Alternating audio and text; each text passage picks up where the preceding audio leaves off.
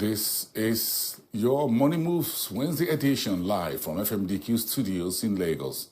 I am Bosun Omofai. All right, let's get the show started in Mozambique, where the annual meetings of the Africa 50 starts today in Maputo. Now, speaking at the opening formalities of the meetings, the Mozambican President Daniel Chapo says the country, who aligns with the objectives of Africa 50, subsidiary of the AFDB, which was created a few years ago. Mozambique is a member of the Africa 50 and is looking to increase funding support, especially the infrastructure associated with the country's multi-billion-dollar natural gas project. This general meeting has more significance for Mozambique, but also for the African continent. Africa 50 is more than a financial institution.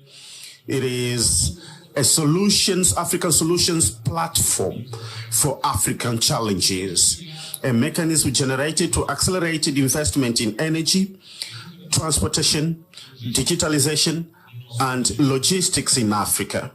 In monetary policy news, the Namibia Central Bank today held the country's benchmark interest rate at 6.75%, marking a third straight hold decision. The financial regulator says it wants to safeguard its currency, the Namibian dollar, against the fluctuations in the South African rand, which is closely tied to its economy.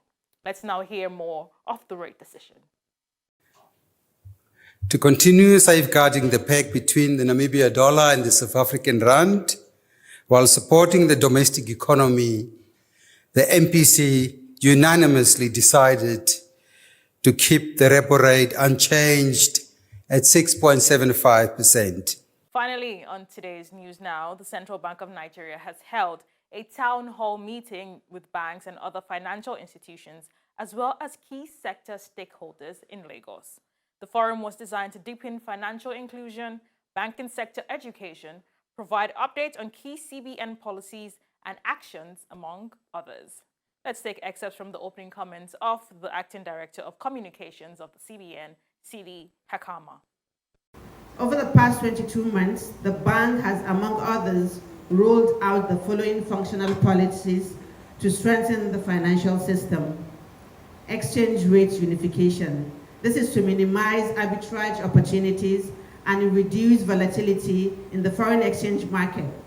Over $7 billion of verified backlog of forex forwards have also been cleared. Let's put it all together for you around the soft commodities just to wrap up the show this evening here in Lagos. Cocoa trading 8,487. There's a tightness in terms of supply out of Cote d'Ivoire. News coming out that Cote d'Ivoire is cutting back on its cocoa exports to the global market. 2.09% downside for a per metric ton at 13.24. Coffee prices 315.74. Robusta coffee is coming very strongly from Brazil. That's according to news sources today. 2.40% for coffee prices up. You know, we're talking about Robusta coffee vis-a-vis the Arabica coffee. So you need to consider Arabica coffee and Robusta coffee between Brazil and Vietnam, two major coffee producers in the world. And of course, you come to Africa, such as Ethiopia, Uganda, and others. Cotton prices 67.94, 0.66% in the red. Palm oil sticking around that $1,000 as the new psychological level, $1,038. 1.16%. Nigeria is looking to get into that game. You heard in his earlier. Elalix, which is listed on the Nigerian exchange, is floating a new crude palm oil refinery to support local production of a palm oil and reduce Nigeria's dollar import of a finished product into the country. And finally, sugar trading slightly around $17, handle down by 0.18%. And those are the markets numbers for your Money Moves markets today, the third trading day of the week. It's a Wednesday, everyone. Have a great day. Bye for now. From the rest of us here at the FMDQ Exchange, we thank you for watching.